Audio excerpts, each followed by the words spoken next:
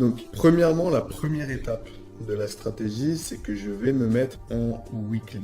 Donc, ce que je fais, c'est que je me mets ici en weekly et tout simplement, je vais faire tracer mes zones de résistance et de support. Ok.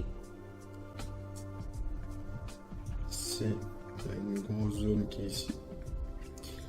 Ensuite, on a potentiellement une zone ici. Une fois que les tracés sont faits en weekly, ce que je vais faire, c'est que je vais venir me mettre en daily. Pareil, je vais faire le même procédé et je vais refaire ici le tracé. Sauf que là, je vais changer de couleur pour bien distinguer les deux. Tout simplement, ce que je vais faire, c'est qu'au milieu de chacune des zones, je vais paramétrer une alerte. Tout simplement, je paramètre mes alertes. Ok. Une fois que ça c'est fait, je vais le faire sur l'intégralité des actifs. Donc tout simplement ici, quand le prix va venir taper sur cette zone de prix là, je vais mettre un ordre de sell.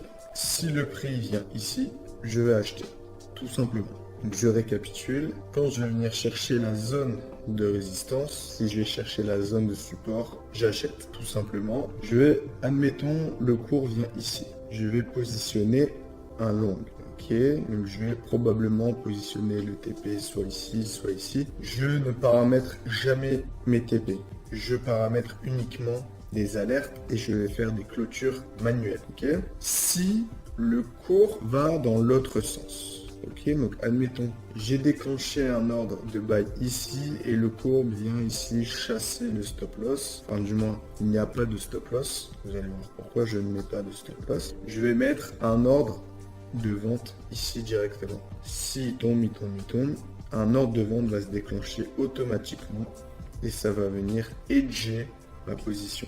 Ce qui fait que je ne mets pas de TP tout de suite et je ne mets pas de SL, je mets ce qu'on appelle un edge order. Quelle est la différence entre un stop loss et un edge order? Tout simplement, un stop loss, si le stop loss est touché, c'est terminé, votre plan est invalidé et vous avez perdu 1, 2, 3%. Si vous mettez un edge order, le cours va continuer, votre trade va toujours rester en cours, mais vous aurez un ordre dans l'autre sens qui va se déclencher. Et tout simplement, ça va couvrir du coup votre position initiale. Et du coup, il y a de grandes chances, dans la majorité, quand votre plan est invalidé, plutôt que de vous faire stop loss, et bien tout simplement, vous pouvez même finir break-even, voire un double gain. Parce que tout simplement, si on vient ici et qu'on continue et que j'ai raison, eh bien mon TP ici va se déclencher et je vais racheter encore ici.